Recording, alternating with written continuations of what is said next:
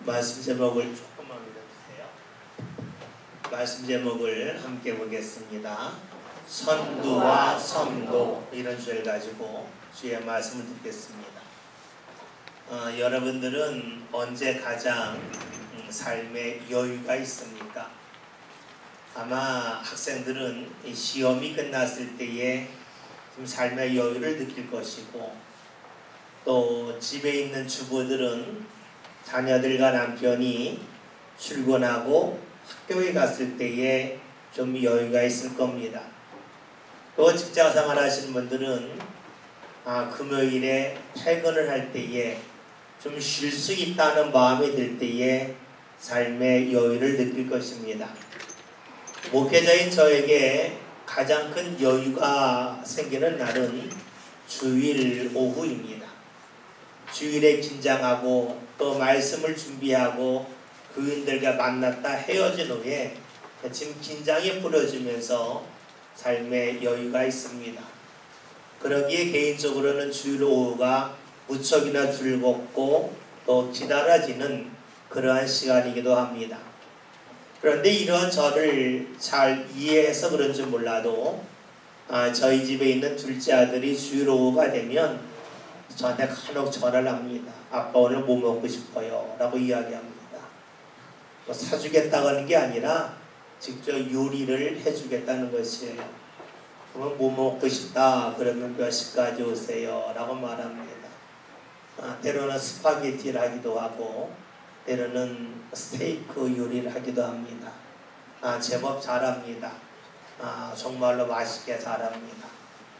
사실 둘째 아들은 어렸을 때 많이 걱정을 했습니다. 왜냐하면 입맛이 유별나게 까다로웠기 때문입니다.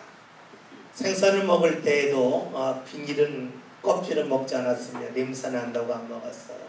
껍질 싹 벗겨주면 말합니다. 흰살과 검은 살의 맛이 달라요. 이해가 되십니까? 고등어 껍질 싹 벗겼는데 흰살과 검은 살의 맛이 다르다. 도저히 이해할 수 없을 정도로 입맛이 까다로웠습니다. 그 까다로운 입맛이 크면서 조금 나아지기도 하고 그것이 요리하는데 아주 좋은 영향을 미쳤습니다. 또 요리를 잘할 수 있는 이유 중에 하나는 학교에 다니면서 인터넷을 통해서 요리사들이 어떻게 요리하는지에 관한 동영상을 끝없이 많이 보았습니다. 그러다 보았더니 이론적으로 아주 바삭해졌어요. 그래서 요리할 때 이렇게 된다, 이렇게 된다 너무 잘 알고 있고 또 알고 있으면 궁금하니까 그것을 직접 실행을 하면서 요리를 해줍니다. 요리를 먹고 나면 꼭 물어요. 아빠 맛이 어때요? 라고 묻습니다. 근데 아직까지는 전문가가 아니라서 맛이 좀 들쑥날쑥합니다. 어느 때는 정말로 맛있고 어느 때는 평범하기도 합니다. 그런데 본인이 알더라고요. 오늘 요리가 잘 됐는지 또 맛있는지 또 평범한지는 알아요. 제가 먹을 때 그래요. 아빠 이거 요리할 때 더 삶아야 되는데 조금 미치꺼냈어요. 말씀 그렇죠. 본인이 알아요. 어느 날 한번 스테이크를 했는데 이야기합니다. 먹으려고 할 때 지금 먹으면 안 돼요. 그러더니 이 내용을 싹 덮더라고요. 몇 분 지난 다음에 딱 펼치고 이래야 고기가 맛있어요. 이야기를 하는 겁니다. 정말로 맛있더라고요. 요리하는 사람들의 특징이 있죠. 그들은 자신이 요리하는 재료의 특징을 잘 압니다. 우리가 밥을 먹을 때 어떠합니까? 밥이 다 되자마자 바로 안 먹죠. 뜸을 들였다 먹죠. 그래야 맛있어요. 근데 삼겹살을 구워놓고는 뜸 들이지 않죠. 맛없죠. 빨리 먹어야죠. 여러분 그래요. 요리라고 하는 것은 자신이 요리하는 재료를 잘 알아야 맛을 잘 낼 수가 있어요. 그 재료의 특징을 알면 평범한 재료를 가지고도 특출한 맛을 낼 수도 있고, 재료의 특징을 잘 모르면 아주 좋은 재료임에도 불구하고 평범한 맛을 낼 수도 있습니다. 특징을 알아야 맛을 잘 낼 수가 있어요. 사람들의 관계도 역시 그렇죠. 그 사람이 무엇을 좋아하는지, 그 사람이 무엇을 싫어하는지 잘 알면 그 사람과의 관계가 좋아져요. 만날 때 즐거워요. 요리를 말하면 맛있는 요리를 먹는 것처럼 사람과의 만남이 즐겁습니다. 우리나라의 사극이 중동 지역, 특별히 이란에서 인기가 많다고 합니다. 그 이유 중에 하나가 여러 가지가 있는데 그 대표적인 것이 하나가 무엇이냐면 복장 때문이라는 평이 있습니다. 여러분 아시는 것처럼 그 무슬림들은 여자들이 머리에 뭔가 쓰고 다니지요. 그런데 우리나라 사극을 보면 여자들이 쪽도디를 하고 어디 갈 때 얼굴 덮어 쓰고 가잖아요. 그러니까 그들이 볼 때에 자신들과 비슷한 나라가 먼 나라 중에 있는 거예요. 그러니까 친근감이 있죠. 그러니까 우리나라 사극을 볼 때 재밌기도 하지만 자신들과 맞으니까 더욱더 좋아한다고 하는 문화평론가들의 이야기가 있습니다. 여러분 그래요. 누군가와 가까워지려면 그 사람이 무엇을 좋아하는지 그 사람의 특징을 알아야 돼요. 그런데 이것은요, 하나님을 믿을 때도 역시 그러해요. 우리가 하나님을 믿을 때에 하나님이 어떤 분인지 아는 것이 그 무엇보다 중요해요. 오늘 성경에서는 하나님이 어떤 분인지에 관하여 우리에게 이렇게 말씀해 주고 있어요. 말씀을 볼까요? 6절에 있는 말씀을 봅니다. 같이 봅니다. 그러나 더욱 큰 은혜를 주시나니 그러므로 일렀으되 하나님이 교만한 자를 물리치시고 겸손한 자에게 은혜를 주신다 하였느니라. 아멘. 말씀을 봤더니 하나님이 어떤 분인가? 더욱 큰 은혜를 주시는 분이라 라고 말씀하고 있습니다. 더욱 큰 은혜를 주신다고 하는 것은 사람들이 행한 것보다 하나님이 베푸신 은혜가 훨씬 더 크다는 것이에요.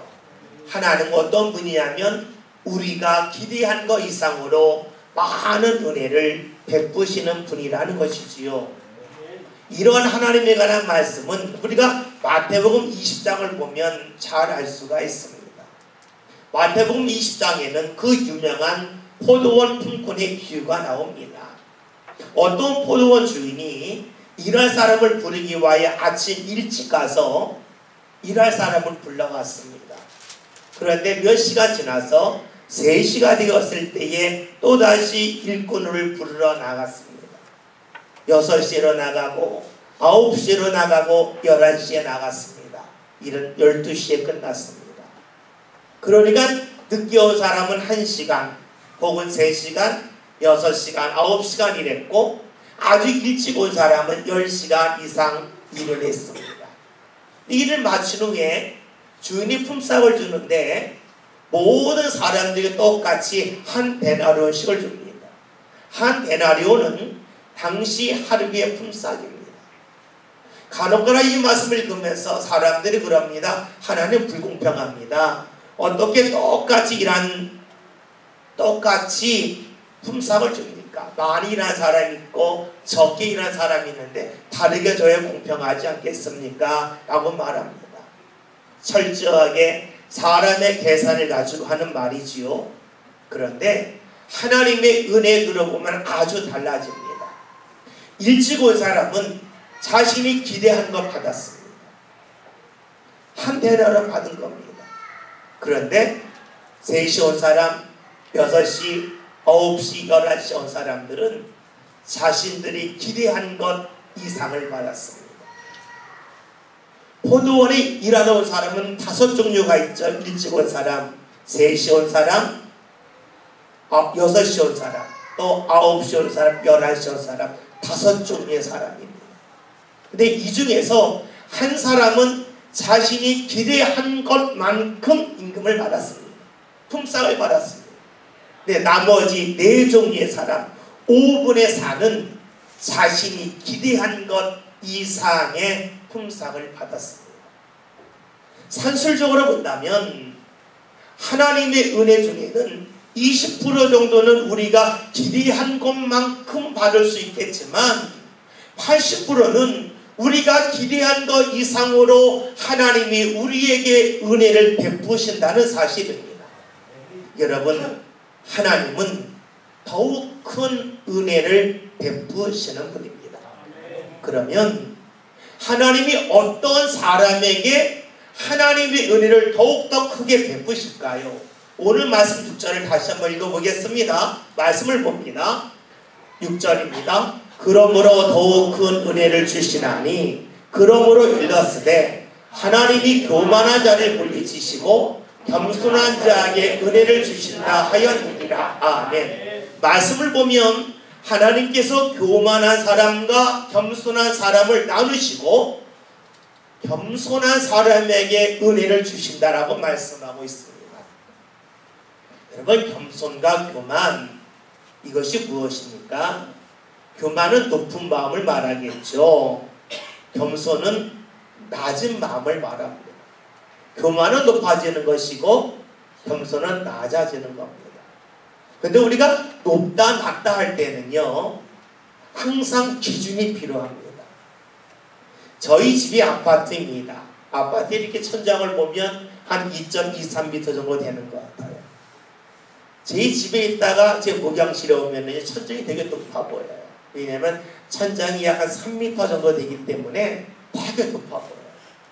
또 제 사무실에 있다가 집에 가면 천장이 낮아 보여요. 그런데요, 제 사무실에 있다가 이 본당에 오면 또 본당이 높아 보여요. 본당에 있다가 제 사무실에 가면 천장이 낮아 보여요. 왜냐하면 제 사무실보다 이 본당의 천장이 더 높기 때문이죠. 여러분, 높다 낮다 할 때는요, 반드시 기준이 필요합니다. 이 기준을 어떻게 잡느냐에 따라서 높고 낮음이 결정되게 되어져 있습니다. 제가 청년 때를 기억하네요. 약 30년 전인데요. 그때는 교회에서 고난주간에 되면 이런 얘기 많이 했습니다. 우리 예수님의 고난에 동참하자 라고 이야기했습니다. 그래서 했던 것이 무엇이냐면 전철 탈 때 절대 앉지 말자. 전철 탈 때 가방 들었으면 그거 짐칸에 올리지 말고 들고 가자. 그래서 예수님의 고난에 동참하자 라는 이야기를 했습니다. 되게 좀 은혜로웠어요. 그런데 생각해보면 그때에 고난받는다고 하는 기준이 무엇이었어요? 육체의 고난받자였죠. 그런데 지금은 달라졌죠. 예수님의 고난이 무엇일까요? 육체의 고난도 있지만 예수님이 하고자 하는 것을 내려놓고 주의 뜻을 따르는 것이 고난 아니겠습니까? 여러분, 기준을 몸에 잡느냐, 또 때로는 내 욕망의 잡느냐에 따라서 우리가 하는 일이 완전히 달라집니다. 누가복음 6장 20절을 보면 예수님이 말씀하셨어요. 가난한 자들이 복이 있다는 말씀하셨어요. 여러분, 이 말씀을 듣게 되는 순간에 많은 이들이 이런 마음 들어요. 그러면 부자 되면 안 되나? 나는 부자 되고 싶은데 예수님이 가난한 자에게 복이 있다고 그러니까 나 부자 되면 안 되겠다. 가난해 복 받지. 그런 마음 들지 않겠습니까? 그러니까 예수님이 그런 우리들에게 기준을 다시 알려주셔요. 마태복음 5장 3절에서 마음이 가난한 자는 복이 있나니. 뭡니까? 가난하다고 하는 것이 마음이 가난한 거다. 주님께서 빨리 기준을 잡아주셨어요. 여러분, 그래요. 기준이 무엇이냐에 따라서 우리가 행할 일이 달라져요. 교만하다, 겸손하다, 즉 내 마음이 높다 낮다 할 때에 무엇이 기준이냐가 중요하겠죠. 그 기준을 잘못 잡게 되어지면 우리는 잘못된 곳에서 낮아질 수가 있고 바른 곳에서 높아져서 주의 은혜를 놓치는 사람이 될 수 있기 때문입니다. 오늘 성경에서는 우리가 주의 은혜 받기 위하여 겸손해져야 되는데 마음이 낮아져야 되는데 그 기준이 무엇인지에 관하여 이렇게 말씀해 주고 있어요. 말씀 볼까요? 7절에는 말씀을 봅니다. 말씀 봅니다. 그런즉 너희는 하나님께 복종할지어다. 마귀를 대적하라. 그리하면 너희를 피하리라. 아멘. 오늘 말씀을 보았더니 6절에서 교만과 겸손에 관하여 말씀해 주고 있어요. 겸손한 사람이 하나님의 은혜를 더욱더 크게 받는다고 알려줘요. 그런데 이 겸손과 교만의 기준이 무엇인가? 오늘 7절에 있는 말씀을 보았더니 바로 하나님임을 우리에게 말씀해 주고 있어요. 하나님께 복종하는 것, 즉 하나님이 기준이 되어서 하나님 밑에 내려가는 것이 바로 겸손이고 하나님 밑으로 내려가야 올라가는 것이 교만이라고 하는 것을 말씀해주고 있습니다. 다른 말로 한다면 하나님의 말씀을 듣고 그 말씀을 따르는 것, 그것이 바로 겸손이고, 하나님의 말씀을 듣고 따르지 않는 것이 바로 교만이라고 우리에게 말씀해주고 있습니다. 여러분, 하나님은 큰 은혜를 주십니다. 겸손한 자에게 주시는데, 그 겸손하다고 하는 것은 하나님의 말씀을 위에 두는 겁니다. 말씀을 위에 뒀다고 하는 것은 성경책을 높은 곳에 뒀다는 것이 아니 되겠죠. 하나님의 말씀을, 하나님의 뜻을 내 생각보다, 내 뜻보다 위에 두는 것을 바로 하나님께 복종하는 것, 말씀을 따르는 것, 겸손한 것이라고 말씀해주고 있습니다. 그러면 하나님의 말씀을 따라 살 때, 즉 우리가 겸손하게 살 때에 일어나는 일이 무엇일까? 오늘 말씀 7절을 다시 한번 읽겠습니다. 말씀을 봅니다. 그런즉 너희는 하나님께 복종할지어다. 마귀를 대적하라. 그리하면 너희를 피하리라. 아멘. 하나님께 복종하라 한 후에 말씀이 나와 있습니다. 마귀를 대적하라. 여러분, 이 말씀이 너무 어렵지 않습니까? 우리는 대적한다 그러면 눈에 보여야 싸우는데 마귀가 눈에 보이지 않잖아요. 근데 성경에서는 마귀를 대적하라고 그러니까 도대체 어떻게 하는 것이 마귀를 대적하는 것인지 우리는 이해하기가 너무나 힘들어요. 뭐 보여야 대적하죠. 느껴야 대적하죠. 그런데 여러분, 우리가 마귀에 관해 말할 때에는 마귀가 어떻게 생겼느냐, 이것을 묻는 것이 중요하지가 않습니다. 마귀가 어떤 일을 하느냐 하는 것을 아는 게 중요하죠. 마귀가 하는 것이 무엇일까요? 다른 말로 하면 마귀는요, 하나님께서 원하시는 일을 하지 못하게끔 방해하는 것이 바로 마귀가 하는 것이에요. 다른 말로 하면 하나님과 우리가 멀어지게끔 하는 것이 바로 마귀가 하는 것이 되겠죠. 멀어진다고 할 때 우리는 공간적으로 먼 것을 생각하지만 실제적으로는 공간보다는 마음과 관심을 멀리 떨어지게 하는 것입니다. 어린아이들이 간혹가다 울 때가 있어요. 넘어져서 울 때가 있죠. 울게 되면 부모들은 달래합니다. 달래는 부모 중에는 두 가지 유형이 있어요. 아픈 것을 가지고 아프지 하면서 호호 불어주면서 이제 안 아프다 하면서 그 넘어져서 아픈 자녀들을 위로해주는 부모가 있어요. 근데 어떤 부모는요, 자녀가 아플 때에 이 아픈 곳에 관심을 가질 때 관심을 싹 돌려버리죠. 그래서 그러죠. 야, 우리 뭐 먹으러 갈까?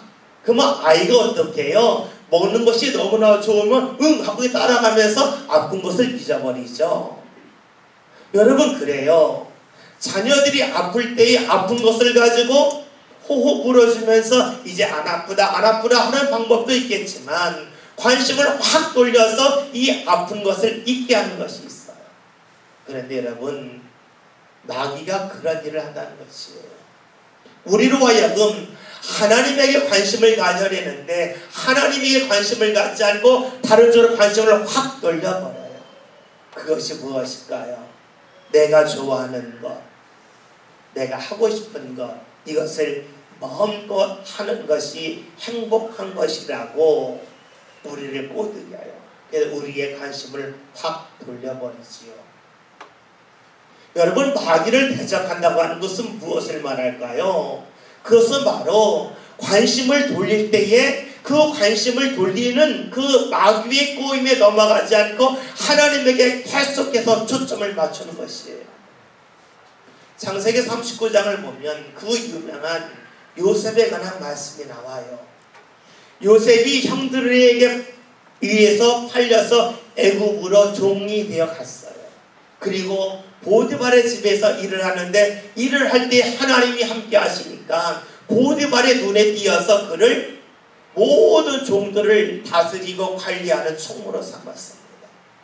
그런데 어느 날 보디발의 아내가 요셉을 꼬드기지요.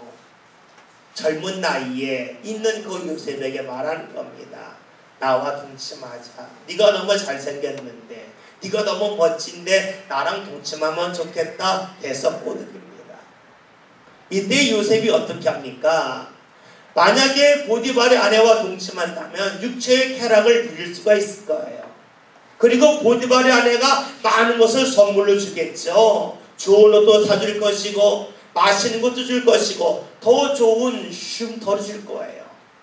그런데 요셉은 그 이 보디발의 아내의 유혹을 단칼에 거절합니다. 그 이유가 이러합니다. 내가 어떻게 하나님께 죄를 범하겠습니까? 요셉의 관심은 늘 하나님에게 있었습니다. 하나님이 자신에게 주신 은혜, 그 은혜에 초점을 맞췄기 때문에 사람을 통하여 얻을 수 있는 기쁨은 뒤로 할 수 있다는 것이 바로 요셉의 마음이고 그의 신앙이고 그의 삶이었습니다.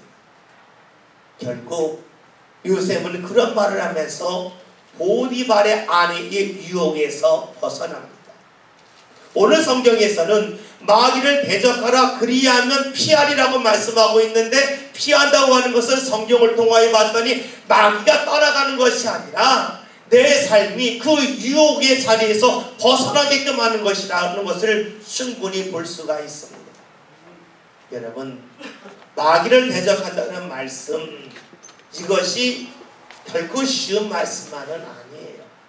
너무너무 이해하기가 힘들어요. 아무리 설명을 해도 잘 이해가 안 돼요. 그러니까 성경에서는 다시금 한번 설명을 해줘요. 8절에 있는 말씀을 볼까요? 함께 보겠습니다. 말씀을 봅니다. 하나님을 가까이 하라. 그리하면 너희를 가까이 하시리라. 죄인들아 손을 깨끗이 하라. 두 마음을 품은 자들아 마음을 성결하게 하라. 아멘. 우리가 맨 처음에 말씀을 볼 때 하나님은 어떤 분이신가? 더욱 큰 은혜를 주시는 분이라 그랬어요. 하나님이 어떤 사람에게 은혜 주십니까? 겸손한 사람입니다. 겸손할 때는 기준이 있죠. 그 기준이 무엇이냐면 하나님이에요. 하나님의 말씀 안에 살아가는 사람이 겸손한 사람이고, 그런 사람에게 하나님이 은혜를 주셔요. 그런데 말씀 가운데 살 때 일어나는 일이 무엇이냐면 하나님의 말씀과 멀어지게 하는 그 마귀를 대적하며 나갈 수 있다는 것이에요. 그 대적하는 방법을 오늘 성경에서 말씀해요. 하나님을 가까이 하라 하는 것입니다. 하나님을 가까이 함을 통해서 우리는 하나님의 은혜를 가까이 하고자 하는 마음을 통해서 마귀를 대적할 수 있다고 말씀하고 있습니다. 하나님을 가까이 한다는 말씀도 사실 쉬운 말씀이 아니에요. 보여야 가까이 하죠.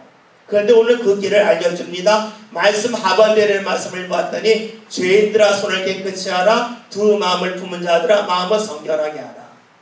말씀을 보면 공통되는 것이 있어요. 손을 깨끗이 하라. 마음을 성결하게 하라. 다 깨끗이 한다는 것이에요. 여러분, 하나님을 가까이 한다고 하는 것은 깨끗하게 하는 것이에요. 여러분, 깨끗하게 하는 것이 무엇일까요? 우리는 깨끗하다고 하면 내 손을 생각해요. 내 손을 씻고 내 몸을 씻고 이런 것을 깨끗하다고 생각을 합니다. 그런데 깨끗함은 이렇게 생각할 수도 있어요. 여름이 너무 덥잖아요. 더울 때 우리에게 생각나는 것 중에 하나가 과일이죠. 여러분, 시원한 과일 먹고 싶어서 슈퍼에 가보면 과일이 진열되어 있어요. 근데 과일값이 적지 않게 비싸죠. 과일값이 비싼데 과일을 싸게 사는 방법이 있죠. 여러분 아시죠? 정상품 파는 데서 조금 더 가면 저 구석에 싸게 파는 과일이 있죠. 50% 때는 70% 팔아요. 그런데 여러분 딱 보면 이 과일이 정상품인지 50% 70% 하는 건지 딱지 붙여놓지 않아도 알죠. 어떻게 알아요? 정상품 과일은 깨끗해요. 상한 데가 하나도 없어요. 그런데 싸게 파는 과일을 자세히 보면은요, 여기저기 상한 데가 있어요. 다시 볼까요? 정상품은요 깨끗해요. 과일이. 그런데요 싸게 파는 과일은요 깨끗하지가 않아요. 왜 깨끗하고 깨끗하지 않으면 차이가 있을까요? 이거는 그렇죠. 과일을 딴 지 얼마 안 됐으면 그 과일은 깨끗해요. 다시 말할까요?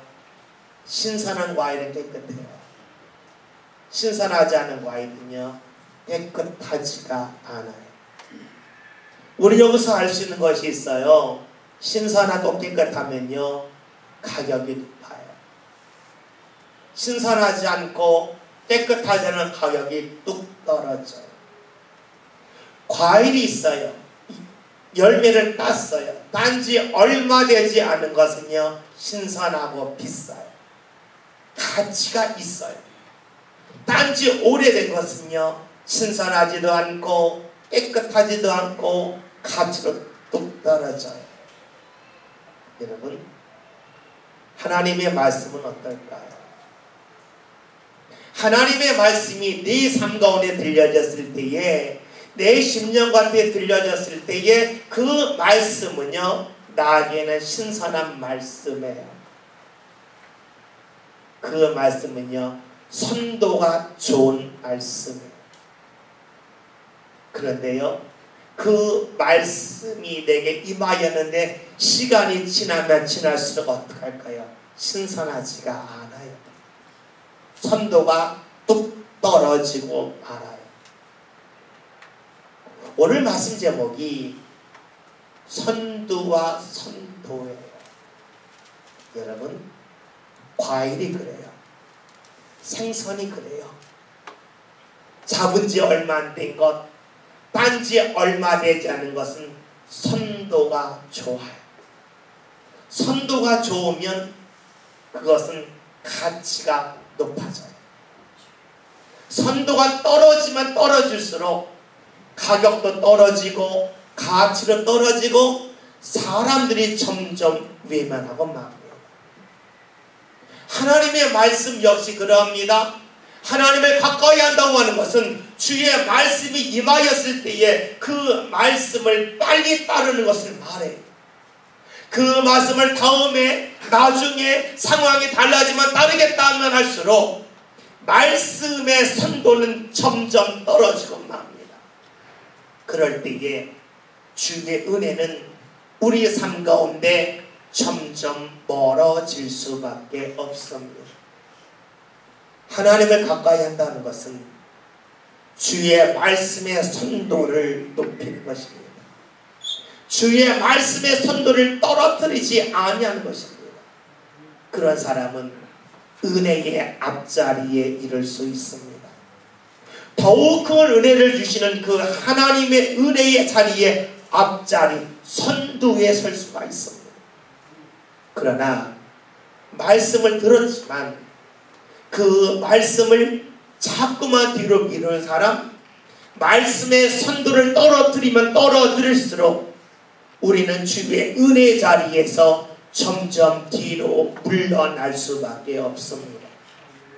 저는 우리 모든 믿음의 성도들이 하나님이 큰 은혜를 주시는 분인데 큰 은혜의 맨 앞자리에 꼭 이들었으면 좋겠습니다. 그 방법이 무엇입니까? 하나님의 말씀에 대한 선도를 떨어뜨리지 아니하는 것입니다. 주의 말씀이 내 삶 가운데 임하였을 때에 감동이 임하였을 때 그 감동을 뒤로 밀어서 말씀의 선도를 약화시키지 아니하는 것입니다. 그런 사람은 하나님의 은혜의 앞자리에 이를 수 있습니다. 우리 삶 가운데 주의 은혜가 넘쳐나고 넘쳐나지 아니함은 하나님의 책임이 아닙니다. 오늘 6절에 있는 말씀처럼 하나님은 더욱더 큰 은혜를 베푸시는 분이기 때문입니다. 마태복음 20장에 있는 말씀처럼 하나님은 우리가 기대한 것 이상으로 많은 은혜를 베푸시는 분입니다. 그러나 우리가 주의 말씀, 주의 감동이 임하였지만 그 말씀이나 선도를 떨어뜨릴수록 주의 은혜는 우리 삶 가운데 멀어지게 되어져 있습니다. 저는 우리 모든 믿음의 성도들이 말씀의 선도를 살릴 수 있는 그런 성도를 꼭 되어서 은혜의 선두 자리에 꼭 설 수 있기를 주의 이름으로 기원드립니다. 기도합니다. 하나님께서는 우리에게 더욱더 큰 은혜를 베푸시는 분임을 말씀을 통하여 보았습니다. 하나님이 큰 은혜 베푸시는데 그 큰 은혜가 저희 삶 가운데 온전히 임할 수 있기를 원합니다. 모든 성도들이 말씀의 선도를 떨어뜨리지 않기를 원합니다. 주의 감동의 선도를 떨어뜨리지 않고 말씀과 감동이 임하였을 때에 바로 따르고 순종하는 성도를 되게 하여 주시어 하나님이 주시는 은혜 자리에 선두에 설 수 있는 모든 성도들 되게 하여 주옵소서. 예수님의 이름으로 기도하였습니다. 아멘.